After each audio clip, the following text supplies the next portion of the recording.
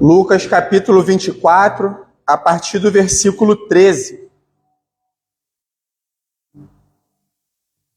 O tema da nossa mensagem hoje é No Caminho Conosco. E eu queria, antes de nós lermos o texto, só explicar rápido o que está acontecendo, qual é o contexto aqui. Esses dois discípulos, eles já sabiam da notícia da ressurreição de Cristo, eles já sabiam do que estava acontecendo em Jerusalém. Se eles sabiam da ressurreição, eles também já compartilhavam da ciência e do conhecimento da morte, da crucificação, de tudo que aconteceu em Jerusalém. Como a gente diz na nossa linguagem de hoje, Jerusalém estava um fervo só, porque era época de festa, era a época ao qual aprouve a Deus que Cristo fosse crucificado naquele momento. E esses dois discípulos estavam se afastando de Jerusalém após o terceiro dia. E o que representa Jerusalém aqui nesse contexto? O local de fé. Jerusalém representava, como sempre representou para o povo da antiga aliança, o local, né? O local geográfico, um ponto físico. Jerusalém representava o local de fé, da onde movia o centro nervoso da fé dos judeus.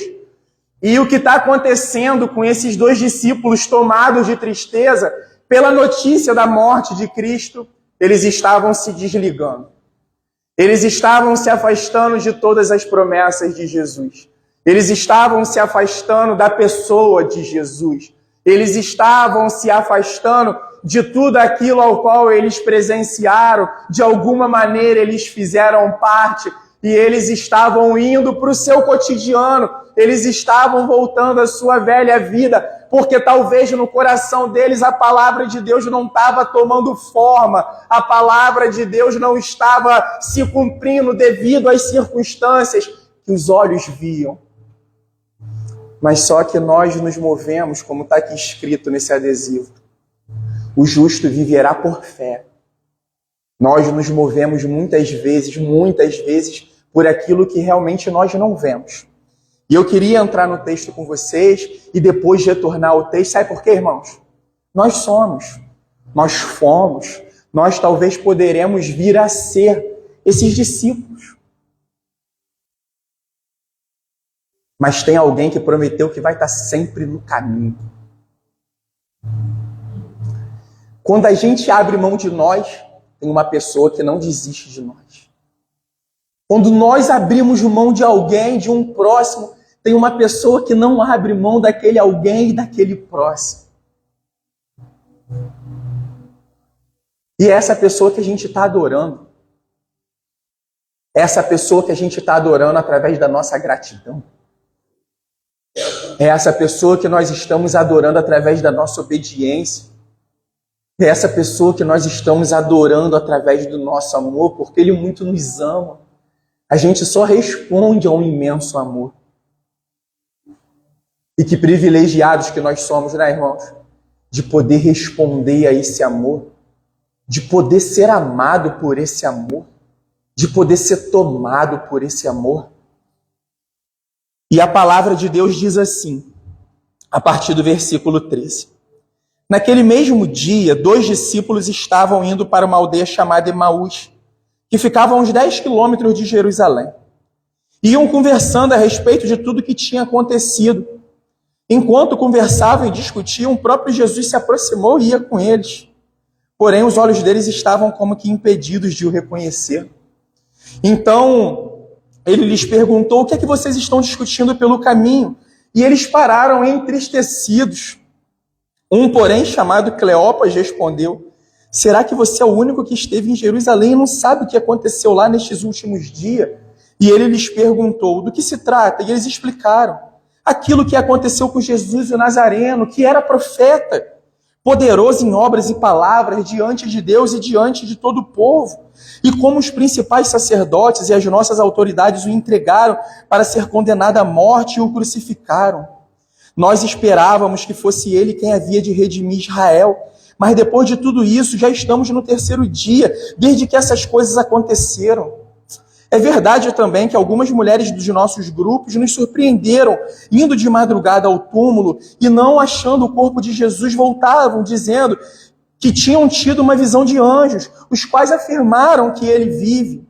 De fato, alguns dos nossos foram ao túmulo e verificaram a exatidão do que as mulheres disseram, mas não o viram. Então ele lhes disse: como vocês são insensatos e demoram para crer em tudo que os profetas disseram. Não é verdade que o Cristo tinha de sofrer e entrar na sua glória? E começando por Moisés e todos os profetas, explicou-lhes o que constava a respeito dele em todas as Escrituras. Quando se aproximavam da aldeia para onde iam, ele fez menção de passar adiante. Mas eles o convenceram a ficar, dizendo: fique conosco, porque é tarde, e o dia já está chegando ao fim. E entrou para ficar com eles. E aconteceu que, quando estavam à mesa, ele pegou o pão e o abençoou. Depois partiu o pão e deu a eles. Então os olhos deles se abriram e eles reconheceram Jesus. Mas ele desapareceu da presença deles e disseram um ao outro: não é verdade que o nosso coração nos ardia no peito quando ele nos falava pelo caminho, quando nos explicava as Escrituras? E na mesma hora, levantando-se, voltaram para Jerusalém, onde acharam reunidos os 11 e outros com eles, os quais diziam: de fato, o Senhor ressuscitou e já apareceu a Simão. Então, os dois contaram o que lhes tinha acontecido no caminho e como tinham reconhecido o Senhor no partir do pão. Pai, obrigado porque nós estamos aqui mais uma vez diante da Tua palavra, que é viva e eficaz, que é poderosa, que é nutritiva. Senhor, obrigado porque, da mesma forma que o Senhor fez com esses 2 discípulos no caminho de Emaús, eu tenho certeza que o Senhor já fez com cada um de nós. Obrigado porque o Senhor prometeu que estaria conosco todos os dias até o final dos tempos. Pai, obrigado pelo partir do pão. Que o Senhor hoje possa, fazer algo assim sobrenatural como o Senhor é. Poderoso aqui no partir do pão. Nos tire do caminho de Emaús, nos realinhe. Que nessa noite, mais uma vez, o Senhor possa quebrar talvez a soberba, o endurecimento do nosso coração, a nossa altivez. E todo aquele pecado que a gente carrega, que a gente possa deixar diante do Senhor. Que o Senhor possa abrir os nossos olhos, se necessário for, os nossos ouvidos espirituais. Que nós possamos te ver, te ouvir, te compreender. Continue conosco, Pai, nós te amamos. Muito obrigado por tudo. Continue falando com cada um de nós. Essa é a nossa oração a Ti, no nome de Jesus.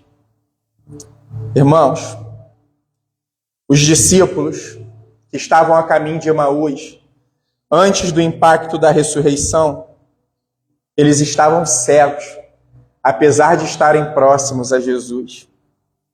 Eles estavam na estrada da fuga, mesmo com tantas evidências a respeito da ressurreição de Cristo.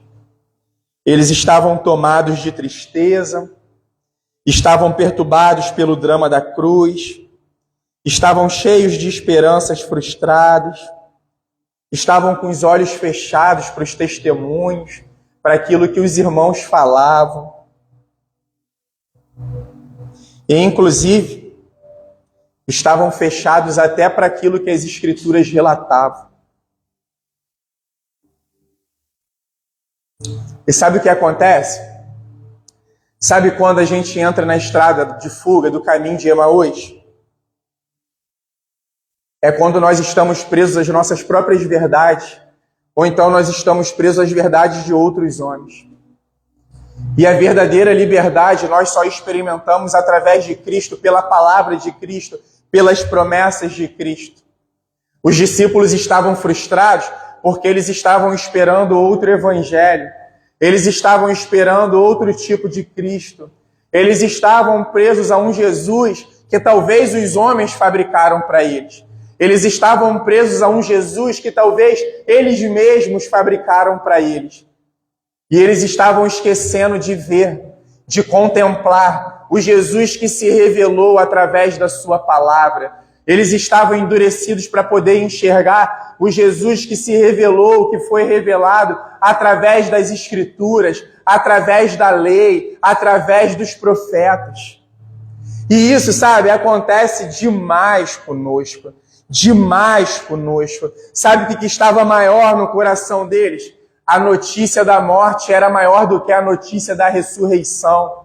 E concordamos todos aqui que realmente a morte continua sendo o grande tabu da humanidade, continua sendo o grande dilema da humanidade. Mas o cristão, ele já não é mais condicionado, ele já não é mais direcionado pela notícia da morte. O cristão, ele é condicionado e direcionado pela notícia de que Jesus ressuscitou, ele vive, ele reina para todo sempre. É essa maravilhosa notícia que deve tomar conta da nossa mente e do nosso coração. Eles creram mais nos homens do que em Deus. Eles creram mais no mundo e na incredulidade do mundo do que nas promessas de Jesus. E nós vimos isso aqui no livro de Tiago. De onde que vêm as guerras que acontecem entre vocês, senão da onde dos vossos membros? E Tiago continua desenvolvendo. E sabe o que acontece? Vem frustrações. Quando nós estamos agarrados nas promessas, nas palavras dos homens, nós nos frustramos, constantemente frustrados. Muitas vezes nós estamos na religião, mas não estamos em Cristo. Muitas vezes nós estamos na igreja dos homens, mas não estamos em Cristo. E a partir daí vem frustração. E como Tiago bem escreveu, a partir dessa frustração vem a violência. Nós nos tornamos violentos conosco. Nós nos tornamos violentos no nosso trato com Deus. Nós nos tornamos violentos no trato com as pessoas que estão próximas. Nós nos tornamos violentos no trato com o próximo. Por quê? Porque nós andamos frustrados. Porque nós andamos presos no caminho dos homens. Porque nós nos prendemos às promessas que não são de Cristo, mas às promessas que são dos homens. Mas aqui vem uma maravilhosa e grande notícia para a gente. Conforme aquela imagem ali do slide, sempre que um verdadeiro seguidor de Cristo pega o caminho de Emaús e se afasta do propósito, ele vem em nosso resgate, sabe, irmãos? E talvez essa é a noite de nós compreendermos o nosso equívoco, o nosso afastamento. Às vezes nós estamos crendo num Cristo que foi fabricado pelos homens. Às vezes nós estamos seguindo um Jesus que foi fabricado pelo nosso próprio coração enganoso, pelas nossas concupiscências, pelas nossas vontades, sabe? E eu acho essa ilustração maravilhosa. Porque mesmo quando nós estamos nessa estrada, Ele vai até a gente. Porque Ele prometeu que aquele que é dele, Ele não perderia. Aquele que é dele, Ele não lançaria fora. E é essa promessa segura que nós precisamos andar. É a partir dessa promessa segura de amor que nós precisamos ser obedientes, temerosos, reverentes. Amar o nosso Senhor sobre todas as coisas, sabe, meus irmãos? Esse é o grande chamado. E quando a gente olha os dois discípulos antes do impacto verdadeiro da ressurreição, a gente olha para eles, a gente vê homens frustrados. A gente vê dois homens angustiados. A gente vê dois homens tristes, perdidos, incrédulos. Perderam o ânimo de seguir, perderam o ânimo de crer, perderam o ânimo da fé, perderam o ânimo de confiar, mesmo quando todas as circunstâncias provam ao contrário. E nós vamos entrar no texto novamente, e nós vamos ver que realmente toda a estrada que nos afasta de Cristo nos deixa frustrados, angustiados, tristes, perdidos, incrédulos e desanimados. Sabe, diante desse texto que a gente vai expor aqui, de forma assim, sabe, bem simples, bem objetiva, bem direta, nós precisamos avaliar Qual tem sido o impacto da ressurreição nas nossas vidas?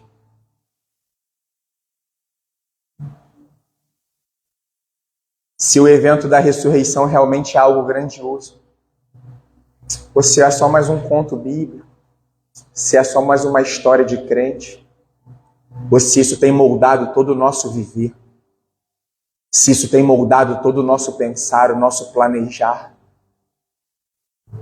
O nosso rei ressuscitou, irmãos. O nosso rei vive. E mais do que viver, ele reina. Ele é Senhor. Jesus Cristo é Senhor.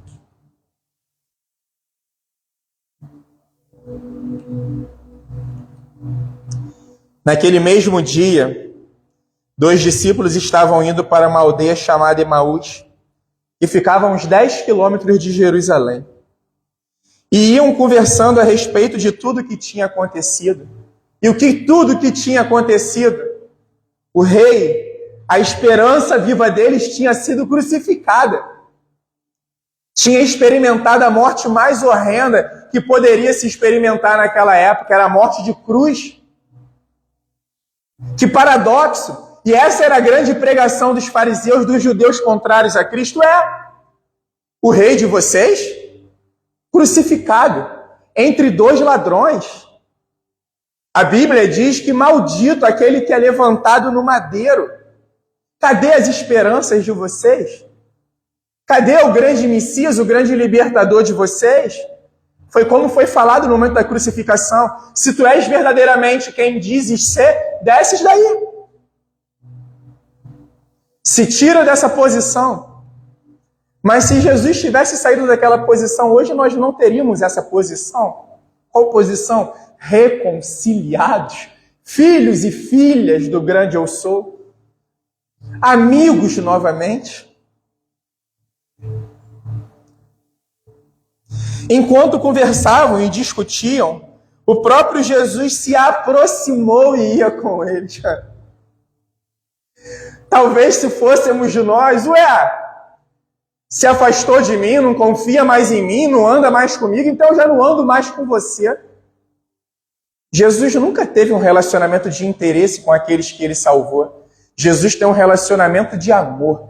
Jesus tem um relacionamento pautado e baseado em verdade. Jesus nos escolheu apesar de quem nós somos e não nos escolheu por quem somos ou pelo que somos. Ele nos escolheu apesar de quem nós somos. Mesmo assim, Jesus tinha um propósito, Jesus tinha um projeto na vida daqueles homens.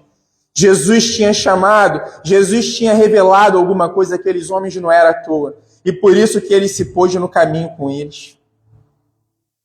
Entraram na estrada da fuga, entraram na estrada dos fujões, mas mesmo assim, Jesus entrou nessa estrada com eles. Porém, os olhos deles estavam como que impedidos de o reconhecer. Sabe por quê, irmãos? A incredulidade nos cega para a palavra de Deus. A palavra é pregada, a palavra é anunciada, a palavra é lida, a palavra é meditada, mas a palavra não penetra. Sabe por quê? Porque nós nos portamos como incrédulos. Porque a mensagem deste século tem sido maior do que a mensagem de Deus nas nossas mentes e nos nossos corações. E essa palavra ela não torna efeito. E muitas vezes a gente fala, é porque quem está anunciando não tem unção. É porque quem não está anunciando não tem poder. Talvez o homem não possa ter unção, mas não tem poder. Mas o Espírito da palavra, o Espírito das Escrituras, esse tem todo o poder. Não condicione a tua incredulidade ao próximo. Não condicione a tua incredulidade àquilo que os homens pregam, anunciam, expõem. Porque justamente isso, irmãos. O Cristo ressurreto, a gente só encontra ele aos domingos? A gente só encontra ele de vez em quando, nos momentos de necessidade? Porque muitas vezes a gente pode ir até o culto dominical e não se encontrar com Cristo ressurreto. Buscar-me-eis e me achareis. Qual foi a condição que ele pôs? Quando me buscardes, de todo o vosso coração, quando tiveres fé. Quando realmente tu me quiseres, Porque ele prometeu, como nós lemos aqui domingo em Apocalipse, a quem tiver sede, eu darei de beber da água da vida. Mas eu preciso ter sede. De quem? Do Senhor. Da sua presença. De termos intimidade com Ele. Então ele lhes perguntou, o que é que vocês estão discutindo pelo caminho? E eles pararam entristecidos. Por quê?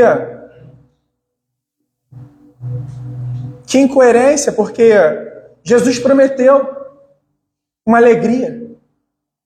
E alegria aqui não é sinônimo de que eu estou rindo o tempo inteiro. Quem fica rindo o tempo inteiro é maluco, irmãos. Como que a gente às vezes vai ficar rindo diante de uma condição triste, de uma condição que deixa o nosso coração magoado? Aqui a tristeza é uma tristeza de alma, é uma tristeza espiritual. Por quê? Porque aquilo que os olhos veem, aquilo que o outro fala, tem mais impacto daquilo que a fé lhe faz ele enxergar, do que as palavras de Jesus deveriam ter impacto nele. Eles estão aqui nesse dilema. Estão diante de um grande dilema. O nosso Salvador morreu, e agora?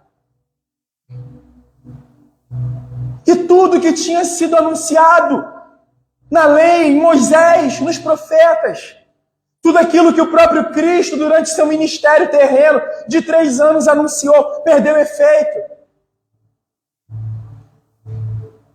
E esses seremos nós.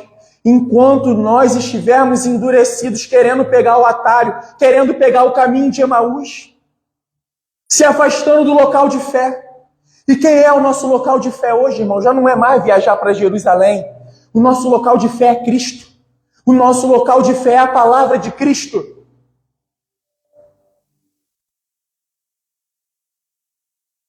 Um, porém, chamado Cleopas, respondeu, tipo assim, como que você não sabe? É o assunto do momento. Todo mundo está falando, ninguém para de falar. O que aconteceu lá nesses últimos dias? E ele lhes perguntou do que se trata. E eles explicaram aquilo que aconteceu com Jesus. Olha como que eles vão começar a usar o tempo verbal. O Nazareno que era profeta. Tipo assim, acabou, era. Poderoso em obras e palavras diante de Deus e de todo o povo.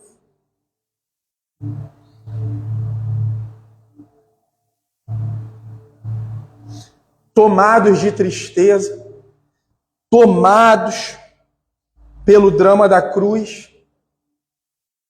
E eles, nessa altura do campeonato, eles conheciam as promessas de Jesus. Nessa altura do campeonato, eles conheciam os relatos das Escrituras, da antiga aliança. Nessa altura do campeonato, eles já tinham um relato das mulheres. Nessa altura do campeonato, eles já tinham um relato angelical.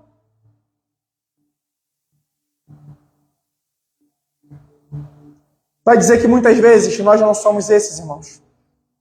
Diante de tantos relatos, diante de tanta grandiosidade, diante de tanta palavra, e a gente insistentemente está na estrada para Emaús. Irmãos, a ressurreição é muito grandiosa e profunda. A ressurreição não aponta apenas para um grande evento terreno. Não tenho dúvida, se alguém te perguntar algum dia, qual é o maior evento da história da humanidade? Não é a Primeira, não é a Segunda Guerra Mundial, não é qualquer outro relato, irmãos. Não é a separação dos continentes, Pangeia, não é nada. É a ressurreição de Cristo. Esse é o maior evento da história da humanidade. O que ninguém fez, o que não aconteceu, aconteceu com ele. Ele está vivo, igreja. Jesus está vivo. Ele ressuscitou em definitivo. Ele não ressuscitou para morrer, ele ressuscitou para viver. E que a partir dele nós tivéssemos vida plena e abundante. Eu vim para que vocês tivessem vida plena, vida abundante. Não é uma vida isenta de sofrimento. Não é uma vida isenta de luto, de morte, de doença. É para que vocês, tenham a tua cabeça erguidas. Porque eu venci o mundo. Eu sou maior do que a morte. Ó morte, aonde está a sua vitória? Aonde está o seu aguilhão? Cadê a sua condenação? Eu estou livre, eu estou liberto, eu estou vivo.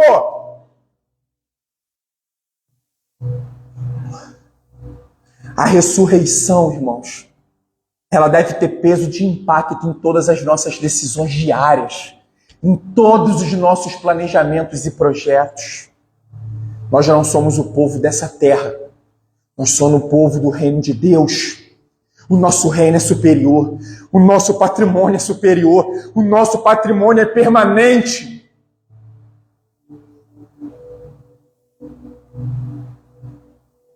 E aí eles continuam. E como os principais sacerdotes, olha como eles enxergavam. Culpados a autoridade de Israel. E como os nossos sacerdotes e as nossas autoridades o entregaram para ser condenado à morte e o crucificaram. Agora, sabe qual é a expectativa? De um Jesus errado. Nós esperávamos que fosse ele quem havia de redimir Israel. E aqui, esse redimir seria um libertador político. Um libertador econômico. E Jesus não é dessa terra, irmãos. E glória a Deus por isso. Sabe por que a gente está frustrado muitas vezes na caminhada? Experimentamos disso tudo, mas nós estamos numa soberba, num endurecimento tão grande que a gente já não se enxerga, mais frustrado, angustiado, triste, perdido, incrédulo e desanimado. Sabe por quê? Porque nós estamos aguardando um Jesus diferente. Nós estamos colocando expectativas num Jesus fabricado. Num Jesus de prosperidade, num Jesus de coach e num Jesus de tantas outras coisas. Nós estamos esperando um curandeiro, um milagreiro, um feiticeiro. Nós estamos esperando um Deus pagão. Nada disso nosso Jesus é, nada disso. O nosso Jesus é portador de uma mensagem poderosa, que transforma caráter, que nos empodera para poder vencer o pecado e sermos santificados. Esse é o grande poder de Deus.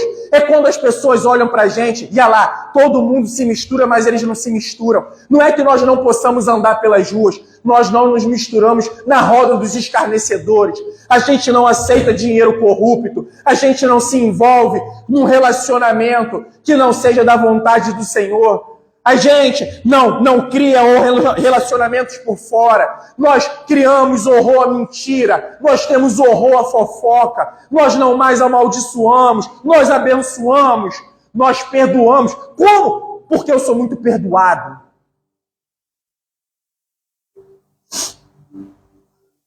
Nós utilizamos o nosso corpo como templo do Espírito Santo. Nós usamos o nosso corpo para poder dar louvor a Deus. Nós convidamos o Senhor para as nossas finanças. Nós convidamos o Senhor para os nossos negócios. Nós convidamos o Senhor para as nossas famílias. Que Ele tem autoridade sobre todas as coisas, em cada momento da nossa vida. Nós temos poder para poder nos arrepender. Me perdoe, Senhor, porque eu pequei contra Ti. Me perdoe porque eu pequei contra o meu próximo, Senhor. Eu errei. Me ajude. Essa é a mensagem poderosa. É o que roubava, parava de roubar. É o que mentia, parava de mentir. E aqui eu não estou falando de evangelho de obras, não, porque isso é graça. Isso é graça. Se nós nos apoiarmos em nós mesmos para poder parar de mentir, a gente vai voltar a mentir. Se nós nos apoiarmos em nós mesmos para pararmos de sermos adúlteros, em algum momento nós iremos adulterar novamente. Mas como nós nos apoiamos no poder do Espírito, em gratidão e amor ao nosso Senhor, a gente foge, a gente se sujeita ao Senhor, resiste ao diabo até que ele fuja de nós. Porque ele sabe que ele não vai mais ter poder atuar naquela área da nossa vida. E aqui, irmãos, não tem nada de diabo, não. Aqui é o coração incrédulo do homem. O diabo contribui. O diabo pode até entrar no caminho de Emaús e soltar umas mentirazinhas. Mas a decisão final quem toma somos nós, apoiados pelo Senhor ou não apoiados pela palavra do Senhor. E tudo que nós escolhemos, a gente vai colher, irmãos. Tudo. Mas depois de tudo isso, já estamos no terceiro dia. Desde que essas coisas aconteceram. É verdade também que algumas mulheres do nosso grupo nos surpreenderam indo de madrugada ao túmulo e, não achando o corpo de Jesus, voltaram dizendo que tinha tido uma visão de anjos, os quais afirmavam que ele vive.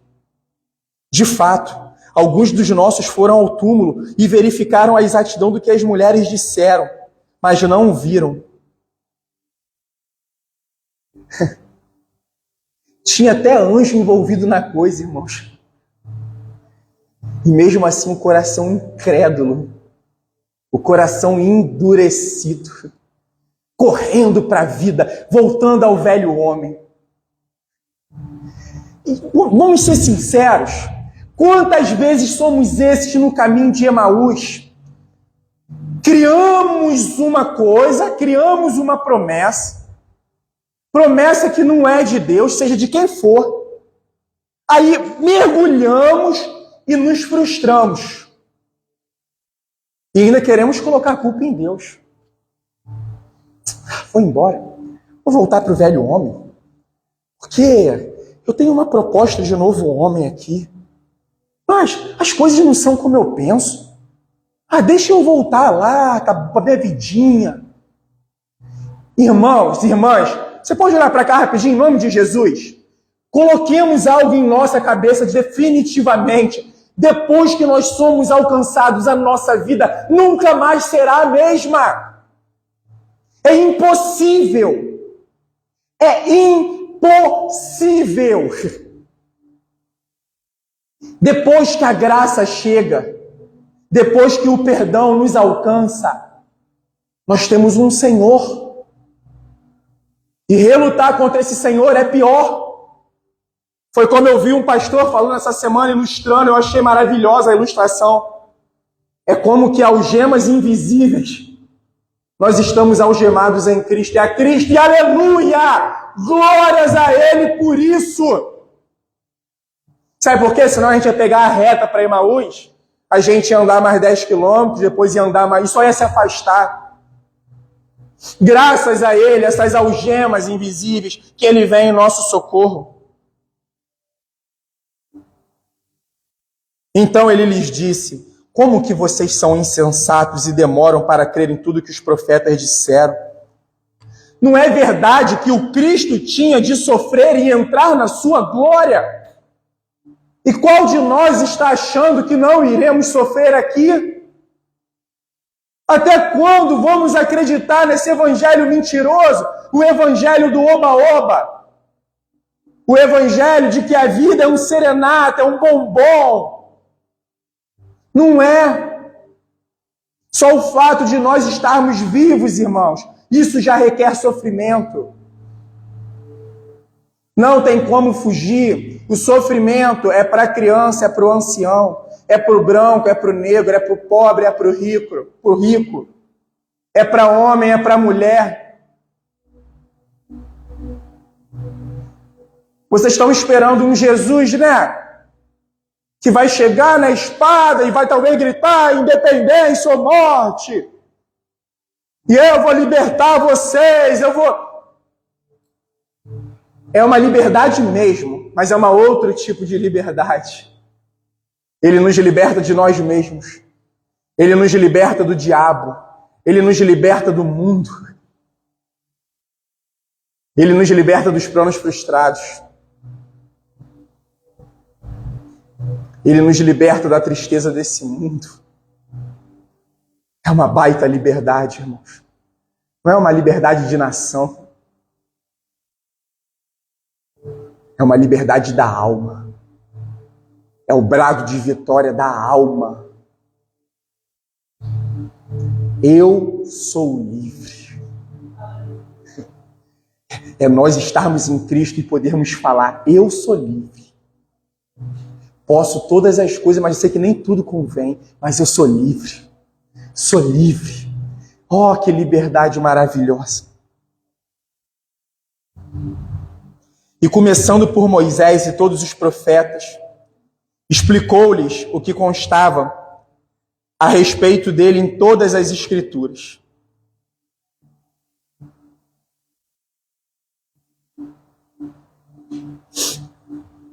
Agora começa o impacto da ressurreição na vida deles. O Cristo que vai se revelar pelas Escrituras. O Senhor escolheu a Bíblia, o Senhor escolheu a sua palavra para poder começar a quebrar aqueles dois homens, aqueles dois discípulos. Quando se aproximavam da aldeia para onde iam, ele fez menção de passar adiante. Mas eles os convenceram a ficar, dizendo: fique conosco porque é tarde e o dia já está chegando ao fim. E ele entrou para poder ficar com eles, porque realmente naquela época as viagens noturnas elas eram perigosas. Não apenas por homens, mas por causa das feras que se encontravam pelos caminhos, por causa dos animais que se encontravam. E eles foram cordiais com Jesus: fica com a gente até romper a noite, quando raiar o dia, você segue a sua viagem. E aconteceu quando estavam à mesa, e esse é o grande chamado, irmãos, diário, nós irmos à mesa. E essa noite pode ser a noite de mesa. E aconteceu que quando estavam à mesa, ele pegou o pão e o abençoou, depois partiu o pão e deu a eles. Então os olhos deles se abriram, e eles reconheceram Jesus, mas ele desapareceu da presença deles. Aqui, Jesus está trazendo a eles a instituição da ceia do Senhor, aquele Cristo humilde, aquele Cristo que lavou os pés dos seus discípulos, aquele Cristo que se entregou pelos seus discípulos. E nisso o texto diz que Jesus desapareceu da presença deles. E disseram um ao outro: não é verdade que o coração nos ardia no peito quando ele nos falava pelo caminho, quando nos explicava as Escrituras? E é o que Jesus faz conosco aqui nessa noite, irmãos. Jesus nos lembra a sua palavra. Jesus nos lembra as suas promessas. Sabe uma coisa que eu posso falar aqui com total segurança? Sabe o que muitas vezes nos leva a nos afastar? Nos deixa frustrados, angustiados, tristes, perdidos, incrédulos e desanimados? É quando nós não temos comunhão com a palavra e com o Senhor da palavra. É quando outras coisas estão preenchendo os espaços que só o Senhor e a sua palavra deveria preencher. E esse é o convite. Foi o que o Senhor fez com eles, abriu a palavra para eles, se revelou através da palavra para eles. E a partir desse encontro sobrenatural, irmãos, desse encontro maravilhoso, desse comum encontro, entre aspas, o coração deles queimou. O coração deles voltou a queimar. Quer que o teu coração queime, irmãos? Quer que o teu coração queime e incendeie? Não é através das artimanhas dos homens, não. Não é através daquilo que o próximo pode produzir na tua vida, não. É através do que Jesus pode produzir na nossa vida, através do poder do Espírito e através da sua palavra. Quer ficar incendiado? Vai para a palavra. Não precisa ir para um show pular, não. Quer ficar incendiado? Quer sentir o teu coração arder? Vai para a palavra de Deus. Busque o Senhor na palavra. Esse é o caminho. Sabe por que hoje a grande maioria não quer esse caminho? Porque esse caminho nos custa tudo. Tudo, tudo. Agora, quando é um caminho do oba-oba, agora quando é um caminho de uma fé sem conhecimento maduro e racional, aí fica mais fácil. Qualquer movimento tá bom. Me prova na palavra, irmãos, que eu mudo toda a minha concepção de que Deus nos transforma por movimentos. Deus nos transforma pela palavra. Deus nos salva pela palavra. Deus nos cura pela palavra. Deus nos santifica pela palavra. A verdadeira liberdade é quando sai a sujeira do mundo e entra a palavra de Deus no nosso coração. Porque Ele é a verdade. Porque a partir da sua palavra, Ele faz morada. Pai, santifica-os. Por quê? Pela palavra. Pessoas curadas pela palavra. pessoas transformadas pela palavra.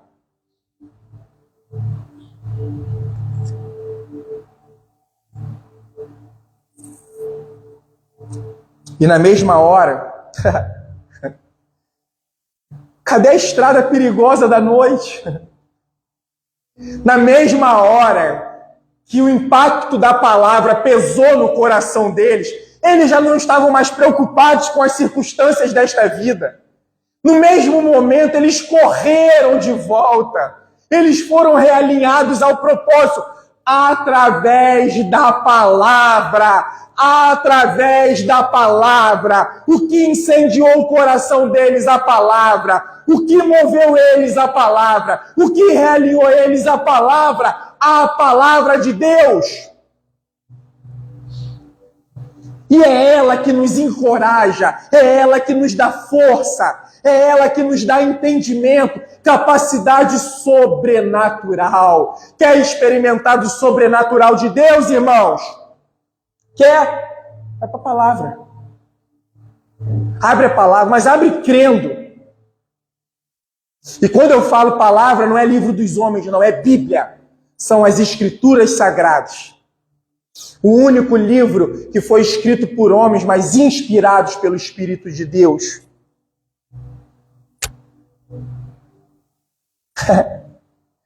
Tristeza e angústia, trocados de forma sobrenatural através da palavra, por fé e júbilo. E na mesma hora, levantando-se, voltaram para Jerusalém, onde acharam reunidos os 11 e outros com eles, os quais diziam: de fato, o Senhor ressuscitou e já apareceu a Simão. Então os dois contaram o que tinha lhe acontecido no caminho e como tinham reconhecido o Senhor no partir do pão.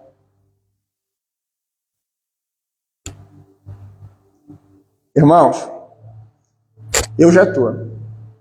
Queria fazer um pedido a você nesse momento. Que de forma muito corajosa, muito espiritual, ouso a dizer sobrenatural. Se você já reconhece, ou se você quer aprofundar, ou se você quer passar a reconhecer o Senhor no partir do pão, essa mesa aqui aponta para aquele que se entregou e ressuscitou para que nós tivéssemos vida. Vou repetir de forma muito corajosa, espiritual, ouso a dizer sobrenatural. Se põe de pé no teu lugar nesse momento, em nome de Jesus.